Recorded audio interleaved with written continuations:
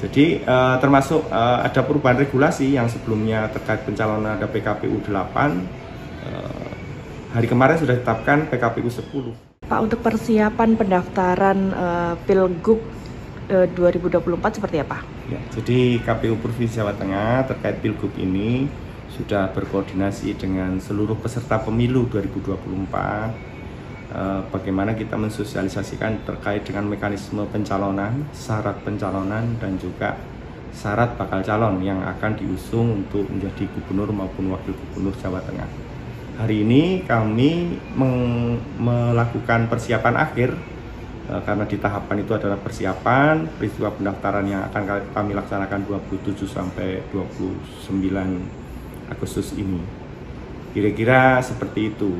Terus kemudian kami juga sudah mengumumkan terkait dengan syarat pencalonan syarat calon bahwa mendasari surat dinas KPU yang menyampaikan bahwa KPU menindaklanjuti putusan MK 60 dan 70 dalam hal syarat pencalonan maupun syarat calon.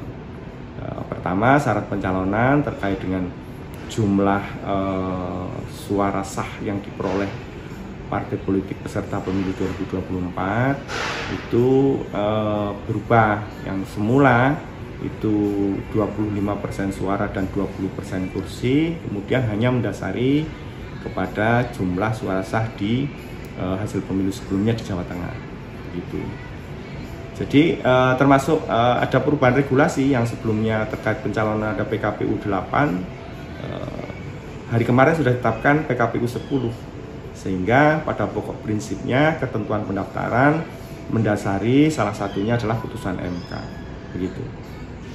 Oke, kalau untuk pencalonan gubernur ini apakah sudah ada mungkin calon atau bakal calon yang sudah berkomunikasi dengan KPU, Pak? Jadi begini, bahwa kami membuka helpdesk itu sudah di awal persiapan.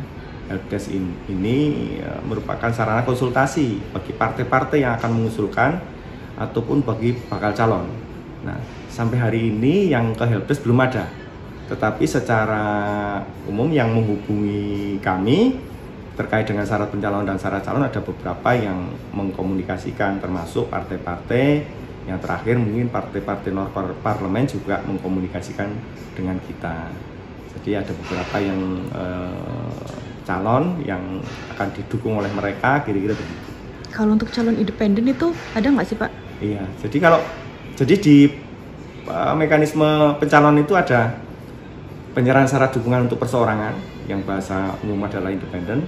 Yang kedua adalah pendaftaran, yang ketiga adalah terkait penelitian berkas pendaftaran, yang keempat penetapan. Nah, untuk perseorangan itu kita mulai tanggal 5 Mei sebetulnya, tetapi tidak ada satupun yang berkonsultasi atau menyerahkan syarat dukungan dimaksud untuk Pilgub 2024. Pak, menanggapi terkait KPU ini kan menggunakan putusan yang telah ditetapkan MK, termasuk salah satunya batasan usia minimal 30 tahun untuk kepala daerah. Mungkin tanggapannya seperti apa?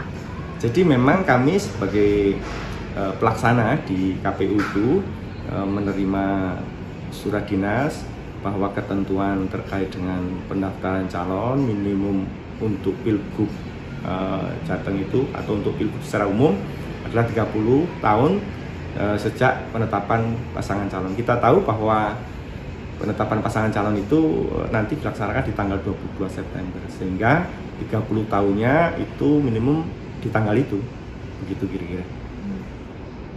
Kalau sempat ada berita heboh kemarin yang 30 tahun itu pada saat sudah ditetapkan seperti itu, sudah dilantik itu, gimana Pak? Iya. Jadi itu memang termasuk di dalam norma yang diatur KPU.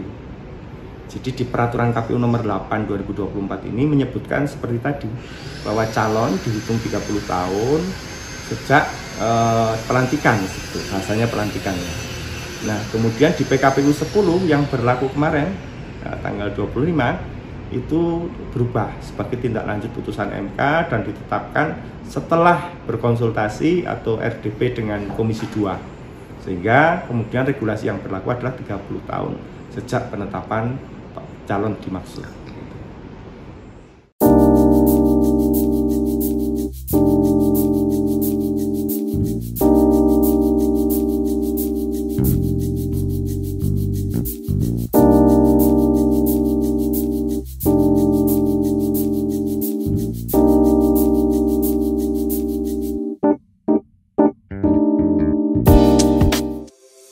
antara banyak sumber informasi, kami layak dipercaya. Karena kami menggali lebih dalam, berpihak pada kebenaran,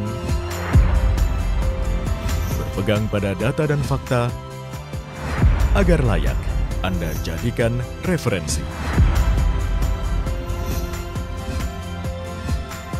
Kompas TV, independen, terpercaya.